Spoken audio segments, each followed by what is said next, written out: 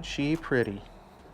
Boy, I hope you guys think it's pretty, because I think it's pretty, and I'm super excited for the progress we've made on this truck in the last couple weeks. Today, on this episode of Cody Builds, we're going to be finishing up the suspension system. We've already installed the rear kit and the front kit.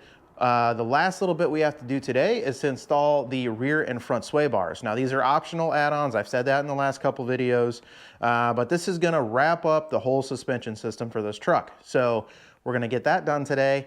I'm not anticipating it being a whole lot of work, so as I work along today, I'm going to talk a little bit about the future of this project and some of the things that I've already changed my mind on. So there's a few hundred of you that have been following this build from the start, and you'll be surprised at some of the different directions I'm going to go here, but I've been doing a lot of thinking, and I've got some rationale behind it. So stick around today. It's Saturday. March Madness. My Illini are playing this evening. It's going to be a great day. I think this is our year. Probably not. But ILL, go Fighting Illini. Hang out with me today as we finish up the suspension on this truck. Okay, this is the rear and front sway bar kits. This is everything that comes with each kit. They're separate kits. So what you see on the bottom half of the table here is the rear sway bar kit, and what you see on the top half is everything that comes with the front kit. So we're going to start off with the rear kit. It's at the front of the table here. You can see there's not a ton to this kit, and it's sharing some brackets already with the rear the rear suspension kit. So I'm anticipating this should go relatively quickly. So I'm going to get the camera set up. We'll start assembling some of the rod ends and things like that have to be assembled, and we'll get this kit installed.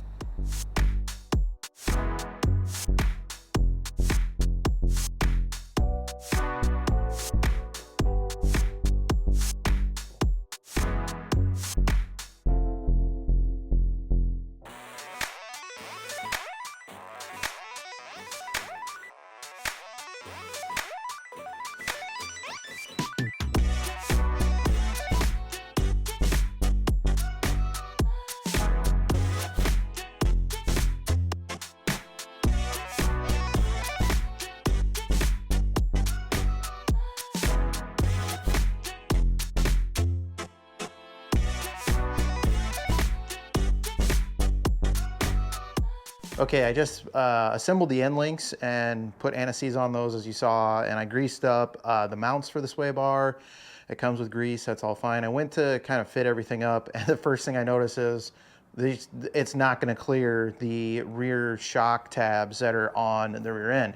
I probably should have cut these off, but I wasn't thinking about it at the time. So if you look down here, these are the original shock mounts on the rear end. And this is right where those mounts want to sit for the sway bar. So I'm gonna have to get in under here and cut off the tabs on this side and the tabs on this side, clean that up a little bit, spritz it with a little bit of paint, and then get the sway bar mounted up. So a little more work than I was anticipating for today, but that's okay. We'll get those mounts cut off now, and then we'll go ahead and get this sway bar mounted up.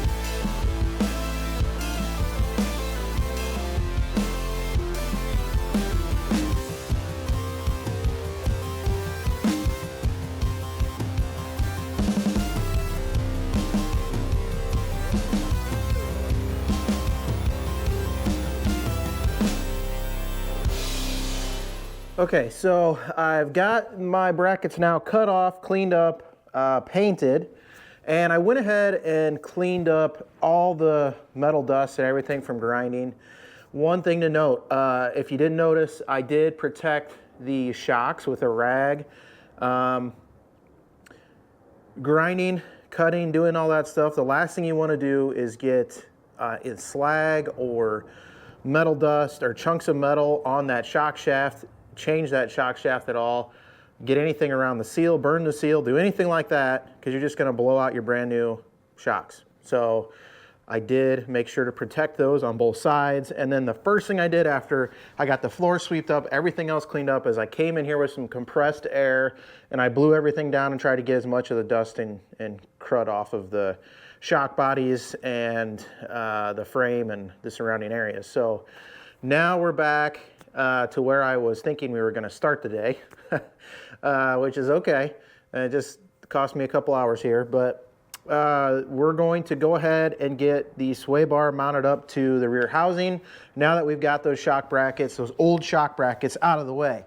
So if you have the opportunity to remove those before you install the rear end, that would be the time to do it. Had I thought that far ahead, I would have, but that's okay. So now, U-bolt goes on first. This bracket goes on second and is going to go around the rear end like that. This might be a little tricky with one hand. We're going to go ahead and raise up our, let's get our, this bracket's going to go around the sway bar and up through that U-bolt and then all bolt together. So we got the U-bolt on, the bracket on underneath, and the strap that goes over the bushing around the sway bar. I've got that started and loose on one side. We're going to go ahead and get this other side put up into place here. And what I was just starting to talk about when I realized my mic was messed up, I teased it a little bit. So what's the big change? What's the big build change I was discussing? And I'm going to go back to, I think it was the second video that I put on this channel, and we talked about this truck and all the build plans and everything that I wanted to do with this truck. And at that time, I said we were going to go with the Blueprint Engines 408 stroker motor based off of the 351 Windsor block. Now, I say this, I'm not a Ford guy. So when I started this project, there's a lot that I did not know. All of my engine building, engine modifying experience has been with small block Chevys. Once I found out that what this truck had in it, I had believed for a very long time that that truck had a 400 Ford, small block Ford, a 400 small block engine in it, which would not have been factory. And I believed that forever. That's what I thought my dad had told me at the time. It turns out that's not, in fact, at all what was in there. You guys saw when we took this truck apart, I found that it had a 360, a FE block, big block 360. Now, me not knowing Fords, didn't realize that there is no difference between the Ford 360 big block and the Ford 390 big block other than crankstroke. So, that in mind, that the only difference between a 360 and a 390 is crankstroke. The bore is the same, the blocks are identical, there's nothing else different. That kind of got my head spinning. I started doing some research. And, you know, my common belief was that the aftermarket doesn't support the older Ford blocks nearly like it does the Chevy blocks, which I think was true for a very long time, up until maybe 10 or 15 years ago. And I found a wide array of aftermarket parts for the FE block engine. Now, some of that is for the 427, which the block is similar, but the bore is much larger in a 427 versus a 360 and 390 engine. And I believe the stroke, I don't remember off the top of my head, I'm not a Ford expert. I think the 390 and the 427 might have the same stroke crank, but the 427 has 1/4 inch wider bores. And that's where all the extra cubic inch comes from. Now, in the research that I did, what I found was that you can get a stroker kit for a 360, 390 block engine fairly cheap, as far as, you know, crank, rod, and piston kits go. No, not too much more than a small block Chevy. And you can get a wide variety of kits. There's so many different stroker kits out there. And you can really up the cubic inch on a 360, 390 engine. So I did a little more research. Said what's available out there for aftermarket cylinder heads, what's available for intakes, and while those are much more limited, I will admit that, it just seems like the support's not there for those as it is for the Chevy stuff. There are options out there, and there are some really good resources on YouTube. You know, some of you might be here wanting to know how to install this sway bar kit. You know, this is a resource. Gosh, I found a lot of FE build 360, 390 stroker kit, FE block engine builds on YouTube. And I went to town. I started watching those, and then I got brainworms.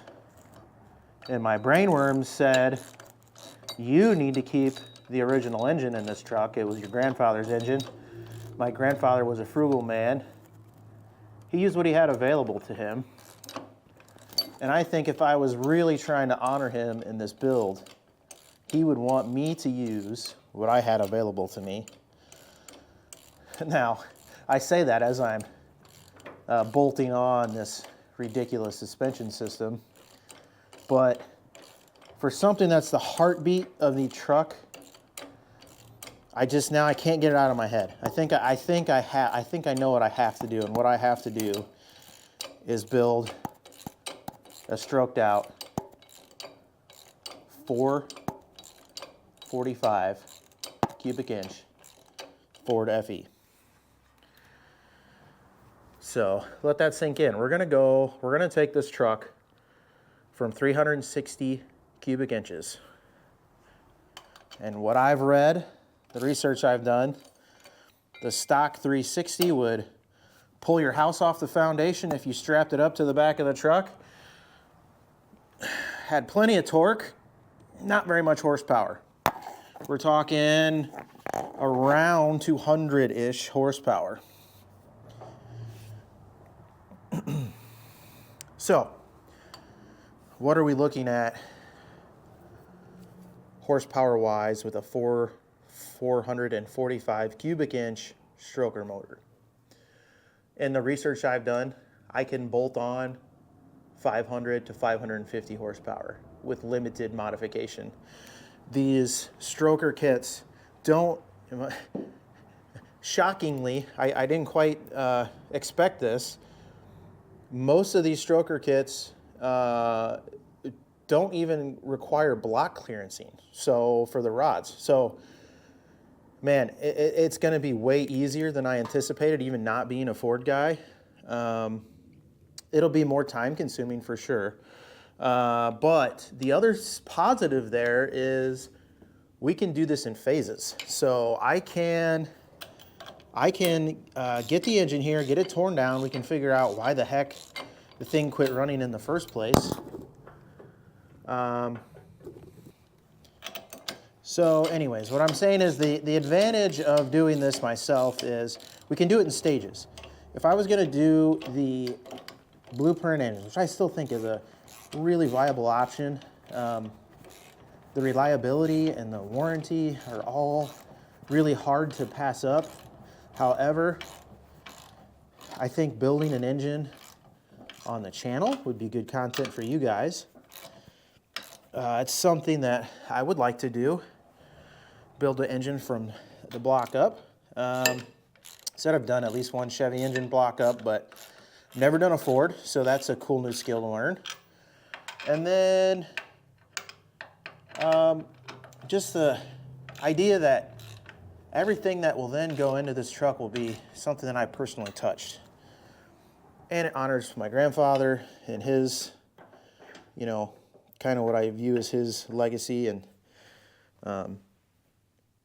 as I was saying, with, you know, being frugal and using what you had available to you, and, you know, his original truck, his original engine in his truck, it's just too much. I couldn't get that idea out of my head, and I don't think I can pass it up. What does that mean for this build as we move forward? I don't think I mentioned this. If I was going to go the route of the blueprint engines, that's one lump sum of money we have to put down all at once. And I would have to save for that for several months, several months, to be able to do that in one shot. So rather than do that, we start this FE build. I can get the engine home from my dad's shed. I can start tearing it apart. We can figure out what the heck happened to it originally. I have a pretty good idea after I started doing research. It sounds like these old FE engines had some oiling issues through the top end.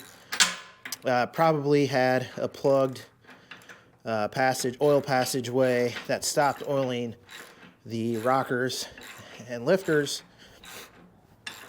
and then that spiraled and ended up causing a lot of top end noise, which was the reason my dad parked the truck in the first place. So I could go out on a limb and guess that's what the issue was, but we can get it torn apart, can make sure the block's in good condition. Now that's the one thing that I don't know that might throw a big wrench into this plan. I'd have to have the block sent off, magnafluxed, cleaned up, bored out, because all these kits, none of them, any of the kits, stroker kits that I could find, don't come with standard piston sizes. They're all 30 over. So that's part of how you get to 445 cubic inches, a 30 over bore, 30 thousandths over bore, and a larger stroke on the crank.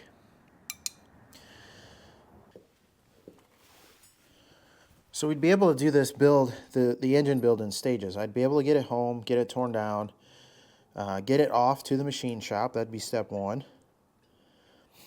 And let a machine shop take a look at it. As long as everything looks good, have them bore out the block, do any other adjustments that we want to do, doing a line hone, or square the block decks, the cylinder head decks, do any of that stuff, get all that done in one shot. And then we can save a little bit and buy our stroker kit, assemble the bottom end. And there's a good amount of modifications and things that I'm going to want to do to the block, as far as oiling modifications and other things. And I think that would all be great content for you guys to see. So yeah, that's the current plan. Now, I reserve the right to change my mind. At some point, I don't plan to, but at some point, you know, this all plan has to be put into action. And once that happens, then we're set down a path of where this is the way we're going to go. So We probably won't know for sure that that's the plan until we get the engine back from the machine shop. But as long as the machine shop has good news for me, then we're gonna be in good shape. And you guys are gonna get to see a Ford FE big block build on the channel, which I'm excited for. And I hope you guys are excited for it. So that's the one major build plan. All said and done, I'll probably have slightly less money in this engine than I would in a blueprint engine. Obviously that, you know, some of that's labor costs. Spending my own labor and time putting the thing together.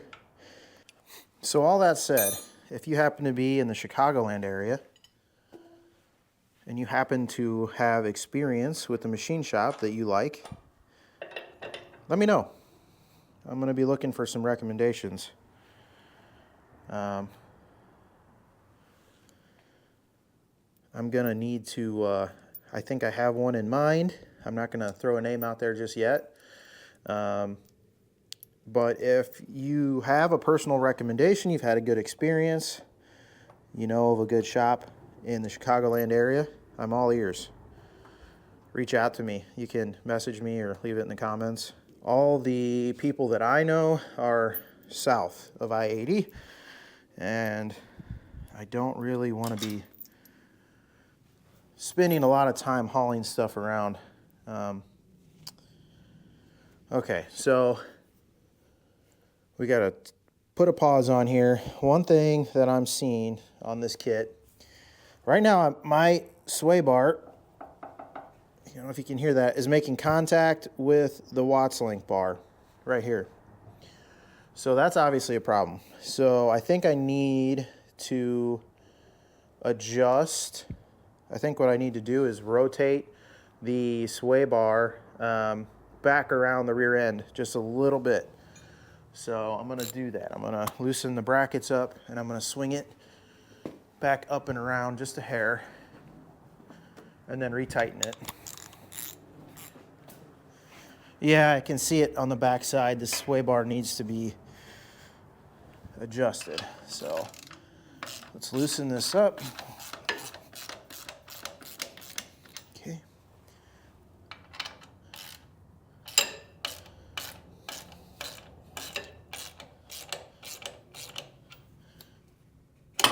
Whoa, too much.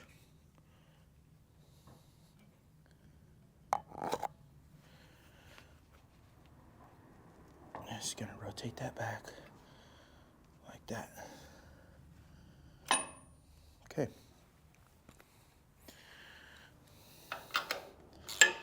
And we'll tighten this back down. Just like every other suspension component on this truck, we're not going to be able to set the final adjustment height or anything like that until the weight of the truck is on the suspension components. So we're going to have to wait on that. I'm just giving this an eyeball now, and I think we're, oh yeah, we're way off base here. So actually I need to loosen this back up. We need to recenter this bar a hair. So the whole sway bar shifted to one side at the moment. So I'm gonna loosen this back up.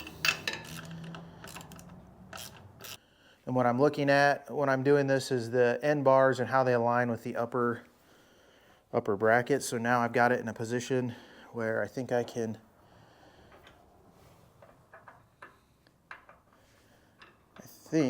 get this in place.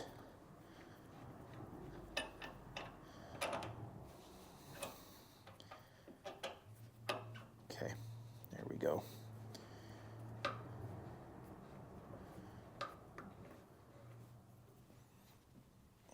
Good deal. Now I've got clearance on my bars.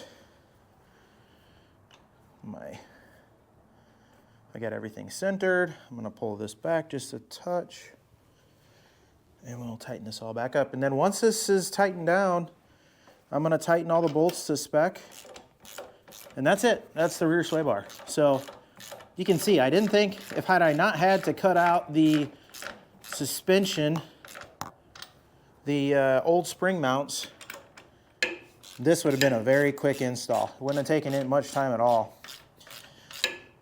But such is life. Didn't plan ahead for that one. I've been preaching planning ahead, and I got bit. But that's okay. That does it for the QA1 rear suspension. Overall thoughts. I've said this in the video when we did the install. Great product. Really high quality components. Everything's heavy duty, good hardware, good instructions. A few things are fuzzy in the instructions, but if you take your time and think about it and think about what you're looking at, you can make it work. One of those was this sway bar. There's not really an installed picture in the instructions, so you're kind of taking some context clues off of the pictures. But again, if you just look at things and take your time, you can figure it out. It's not so bad. Yeah, I think it's a good product. I can't wait to see how it performs. It looks great. It was easy to install. So based off of those things, I would recommend. But we're not going to know until we get this thing out on the road, and that's a ways down the calendar yet. So, all right, I'm going to get this all tightened up, and then we'll move on to installing the front cross member. All right, moving on to the front sway bar. The first thing we need to do, we need to take this template that QA1 provides. It's got a little crease in it. That's where it folds up, and the solid side with no holes on it goes along the side of the frame. This goes along the bottom of the frame rail. This large hole at the front aligns with the backmost hole between the steering rack and the front of the frame. So line that up, hole on the front, get that lined up, and then we're gonna mark our holes here. And I'm gonna do that on both sides. And then we will punch and drill these holes. Before we start drilling, I'm gonna center punch these holes. And this is so my drill bit doesn't walk. You've seen me do this on every other hole we've drilled on this kit. You should really be doing this anytime you're drilling a hole. If you're not center punching, your bit has a tendency to walk on you. Whereas when you center punch, your bit's gonna sit right in that spot you punched and stay where you want it, and then you won't have a problem with misaligned holes.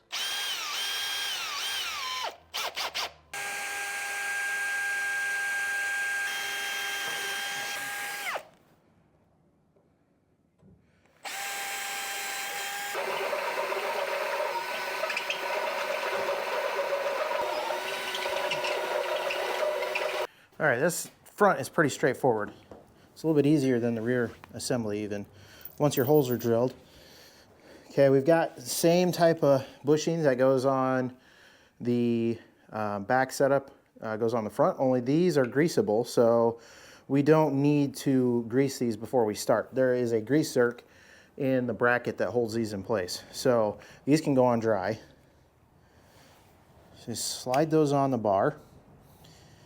And then our bracket goes on over the top. So do that on both sides here.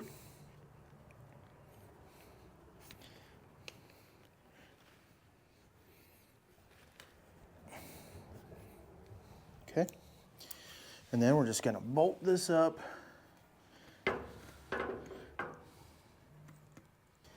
Get my first bolt started. So that can hang there, and now I'll get this other side started, one on each side.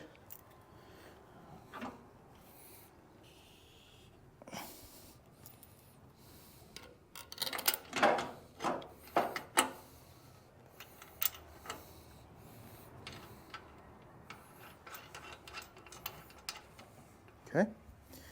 And then we get our second bolts in.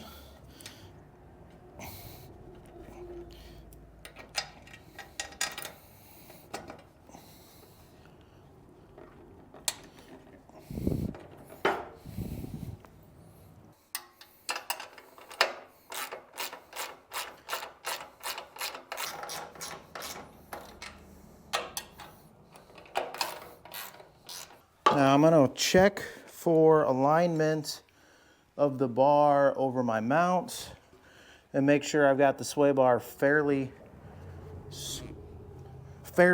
centered. It looks like I'm off to the left just slightly. And that's pretty darn close right there. Okay, so now I'm going to tighten this down. Again, 30 foot-pounds on this.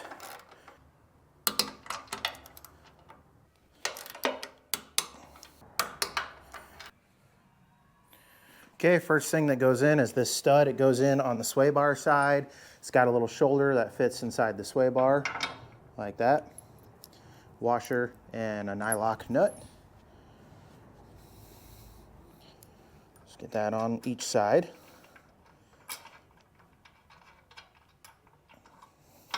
There's one on the opposite side. Now these do have an Allen key on the end. So when we tighten these down, we can throw an Allen key in there and tighten them down. What I did on the back ones was I just threw a wrench on the back side, and when I tightened down, the front side just sucked them in tight to one another.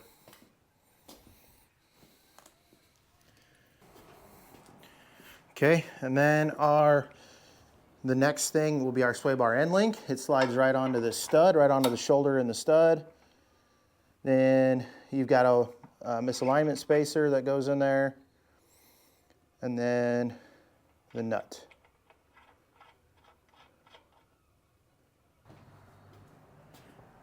Okay. Lastly, we're going to connect our rod end. So we've got a spacer that goes on first. Then our rod end. So we got to move our sway bar down now, get our other one out of the way here.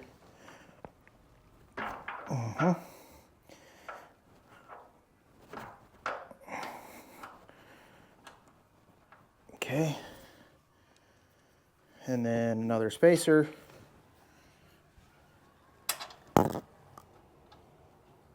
And then lastly will be the nylock.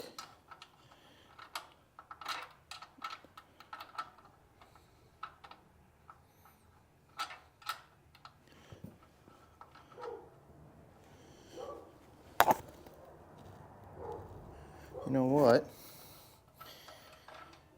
I actually think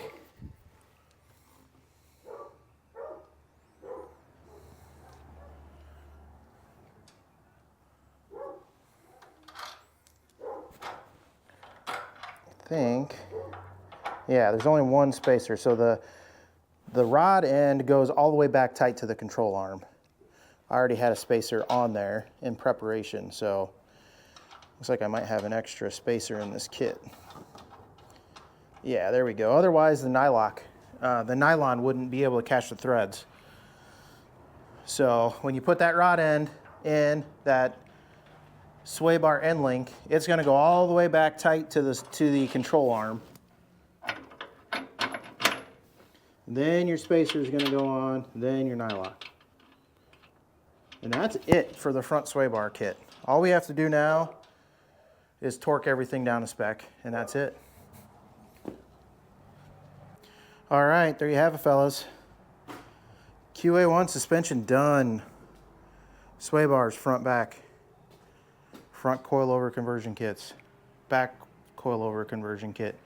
Done, done, done. Take one good look at it here. And that's going to do it for this episode. So, now I know I've been teasing some surprise episodes. You got one next week. I'm not going to give it away just yet. I hope you guys like it. But you're going to have a couple of them coming up here. One next week, and then I think after that, I've got a whole box of parts over here. Can you guess what that is? Yeah, that's the brake kits. So we've got the front and back brake kits ready to be put on. One hang up with the back kit. I'm gonna give it away now. These Unilug aftermarket axles I got from Speedway do not have an access hole in them for our axle bolts. So we are putting a parking brake kit on the back here. So there's not going to be any way for us to access these internal nuts without doing something on the face of this axle. So we're going to have to mark out and use a die grinder on both axles to cut a socket hole so that we've got an access hole. Won't be a problem. It's not going to weaken the axles or anything. It'll be fine. Don't worry about it. Once we get the access holes cut, the other thing that's a little goofy with this rear axle, the rear brake kit that I bought, is this has the large new style bearing housing on it on the rear end. Something's called like the Torino style. Every kit that I could find for that bearing cup had 3/8 axle retainer nuts in it. This rear end has 1/2-inch axle retainer nuts. So these brand new shiny Willwood parts, we're gonna have to drill out to accept the 1/2-inch hole. Not a big deal. We're just gonna open it up on the drill press. We have to open up the backing plate as well as the axle retainer. So not that big a deal, but we will have to do some modification on new parts. That's what happens when you're putting modified parts on stock components. It's just, we've been lucky so far. We haven't had too many issues aside from today with those spring perches. But, you know, if I had really thought about it ahead of time, I could have foreseen that. But other than that, we've had pretty good luck. So we'll have to do a little bit of modification on those new brake parts. We'll be able to get the front hubs put in on our spindles. That'll be great. And then lastly, we'll be able to get the brakes all set up. I've got a pile of tires sitting over there. They're not the final wheels and tires, so don't get excited. These might make Phil excited though. They're from like a 90s Camaro. So some chrome 16-inch 5-spokes from like a 90s Camaro. They're butt ugly, but I got them for 75 bucks for all four with the tires on them, so I'm not gonna complain. Yeah, so that's gonna do it for today's episode. Let me know what you guys think about this project so far. I mean, I can't stop staring at it. I've stepped back, I've been staring at the chassis for 10 minutes. It makes me feel all sorts of things. I'm very excited to get this project back as a rolling chassis. Man, I can't, it's like exactly what I had envisioned and then some. So I'm really pumped, really excited. I hope you guys are enjoying the series so far. Like I said, coming up, we're gonna get outside of our own shop. We're gonna go to someone else's shop. We're gonna work on someone else's car. That's next week. Stay tuned. I'll see you next week on Cody Builds.